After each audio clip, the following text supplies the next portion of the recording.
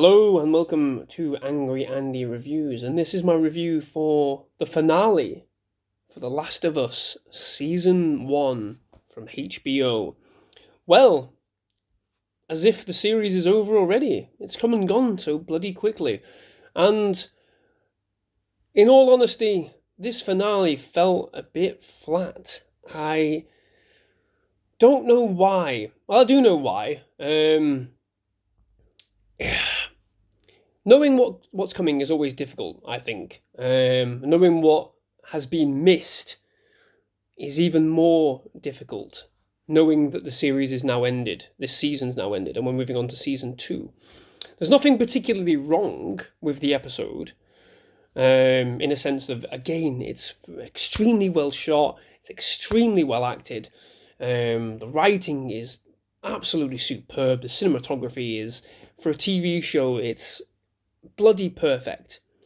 There is a sequence from the video games with the giraffes. Ellie sees a giraffe, and she's never seen one before. She's shocked, excited, in awe of the beauty of nature, and it's a poignant moment in the game before the chaos of the end.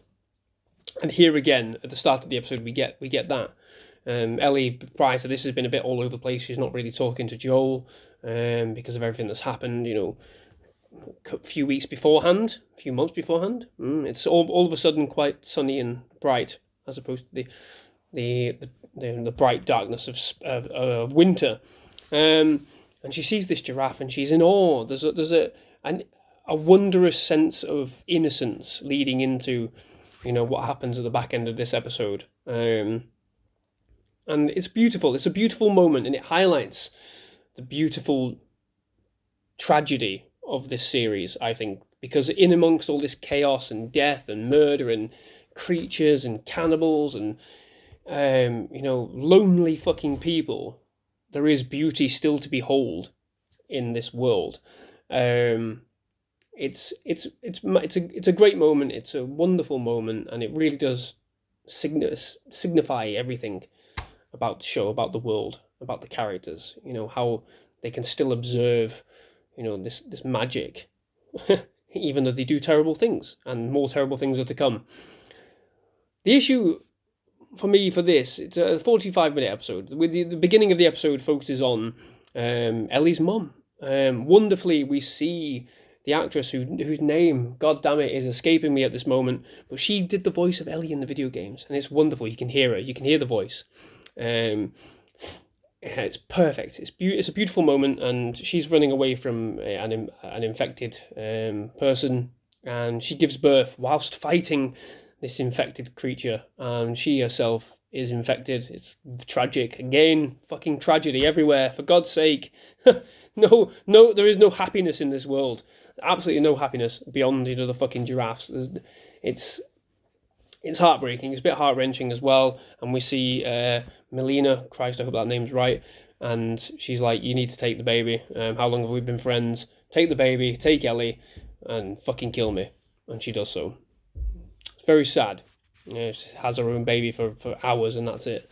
And then we cut back to the present.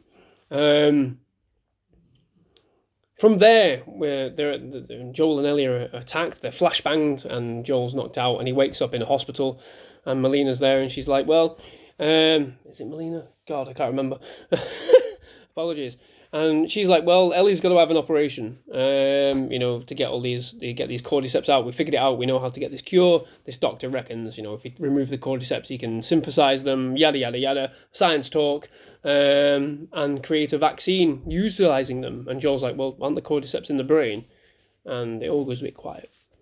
And he realizes at this point that, they have to kill Ellie in order to get this fucking vaccine ready.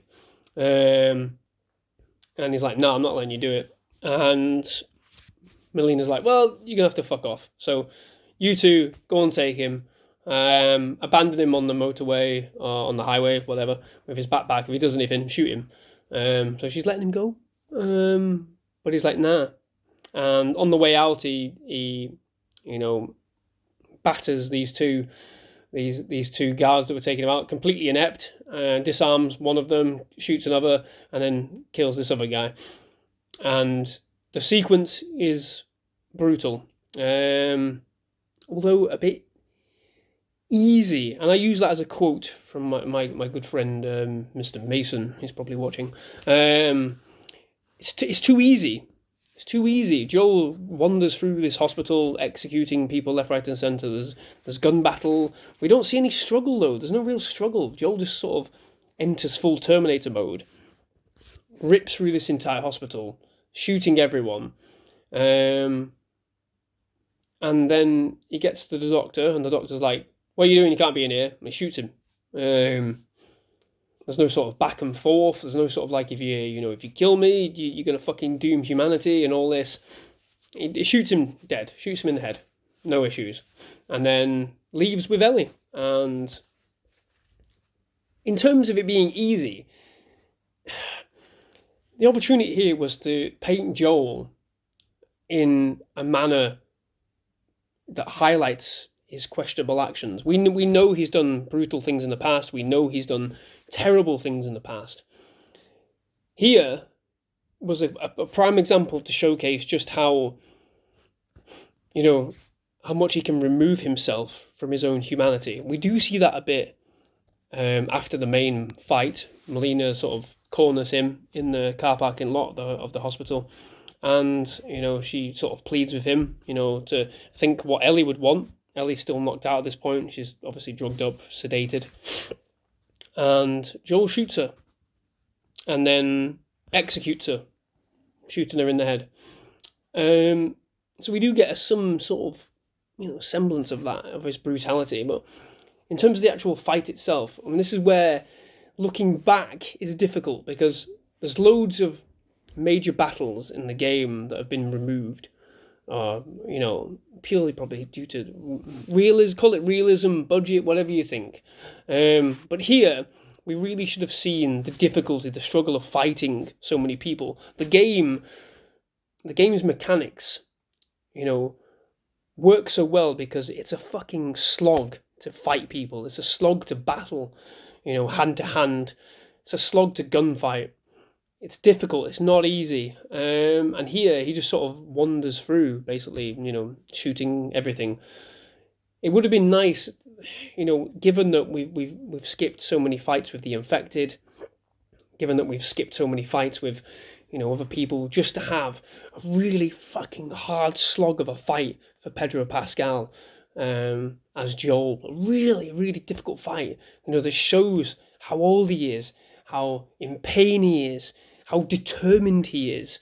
We see it. He kind of glazes over. Pedro Pascal doesn't do anything wrong. He's brilliant. We do see sort of like a glazing over, as though he's going into killer mode. There's no emotions for him in this moment. He doesn't even react. He doesn't even flinch.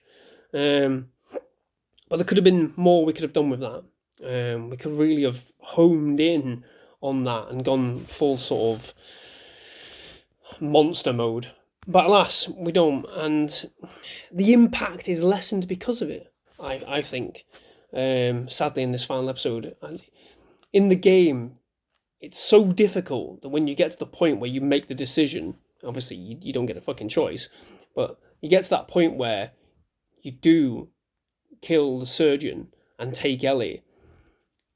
It's shocking, it's impactful, it's devastating, because you are fucking dooming humanity, in a sense. There is never going to be a cure.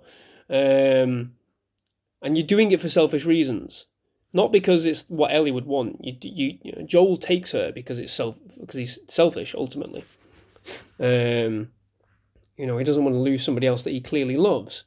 So there's not enough of that for me in this final episode. There's not enough of that emotional charge, that's covered by pure rage and determination to save her.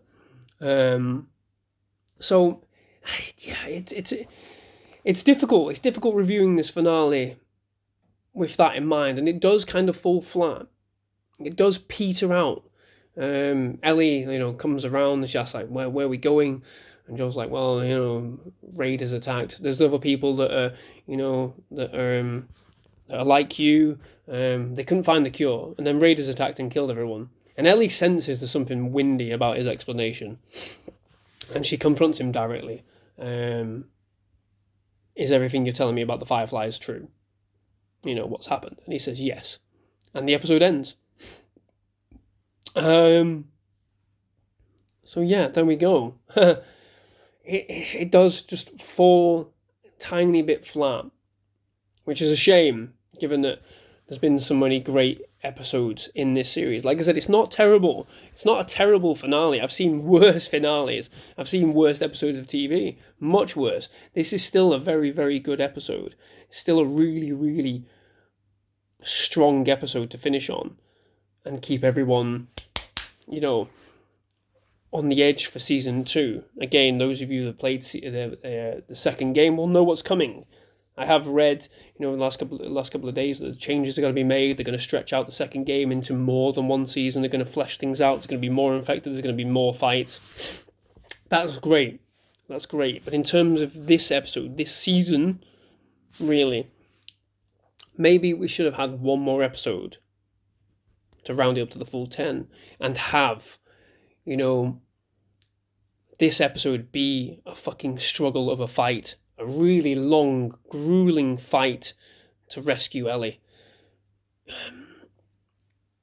I think that probably should have been the case, but alas, it's still a really good episode. And I will settle on this finale as being, you know, a solid 8 out of 10, because it is still really good. The writing is still superb. Like I said at the start, everything looks beautiful. The scene with the giraffes is inch perfect.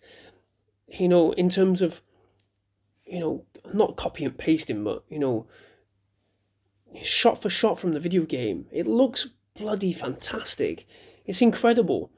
And it evokes a lot of fucking feelings, not nostalgia feelings, you know, proper feelings. It's just a shame that it does fall a little bit, you know, at the most important moment, at the most devastating moment, because the ending is fucking devastating. You know, Joel is a selfish man at the end of the day, for good reasons, for good intentions, and yet humanity is ultimately fucked as a result of his actions. So, yes, I'm going to settle on an 8 out of 10. Series overall is a solid 9 out of 10 for me. 100%. This has been a great series. I've really enjoyed it. I'm surprised how good it's been, and even though I'm not a fan of the second game, I am looking forward to see where we go. I'm looking forward to seeing the series. I'm looking forward to seeing even more brutality, even more devastation, even more devastating moments, characters, and what have you. I just hope it's done right. I hope it's done properly. I hope it's done with more thought and justification than some moments in the second game have. But there you go. 8 out of 10 for The Last of Us series finale, and a resounding 9 out of 10 for The Last of Us as a season overall. So thank you very much for watching. I hope you've enjoyed these videos. Please do like and subscribe to the channel for more reviews of this nature, I guess. Until next time, bye bye.